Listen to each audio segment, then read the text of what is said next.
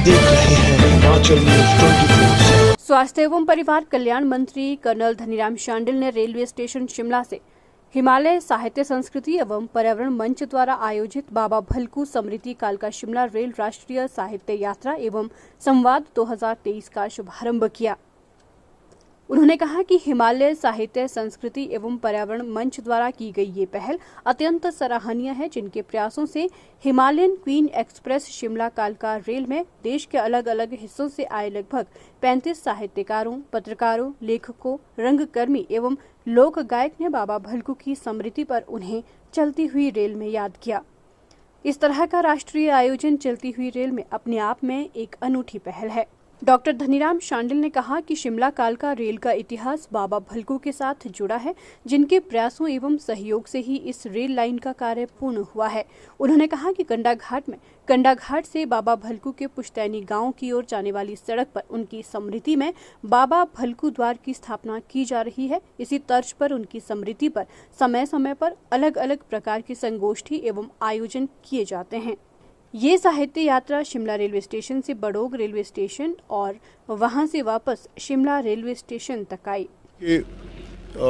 1903 में जब इसका उद्घाटन हुआ, लोकार्पण हुआ, उससे जब 100 साल पूरे, तब भी मैं स्वयं आया था, नीतीश जी को साथ लाया था एज ए मेंबर पार्लियामेंट, और खुद ही मेंबर था मैं रेलवे कमेटी का।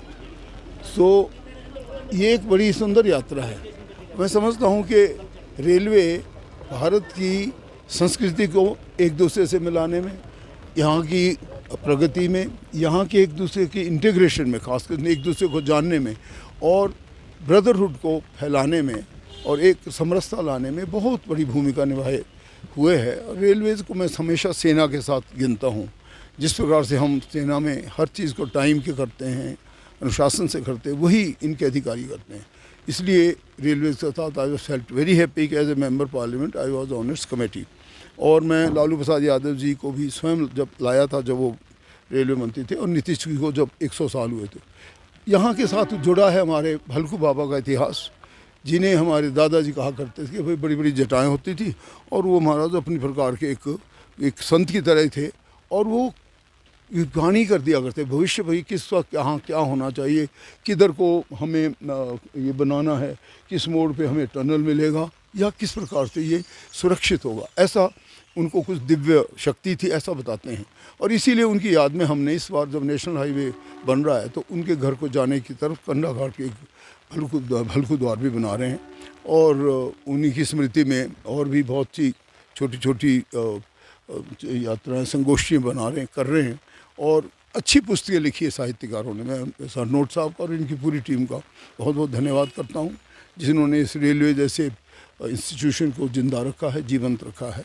और मैं समझता हूँ रेलवे की इसमें बहुत बड़ी भूमिका है, इसे भी हमें याद रखना चाहिए। Thank you sir. Himachal news 24/7 के लिए शिमला से लक्ष्मी ठाकुर की रिपोर्ट।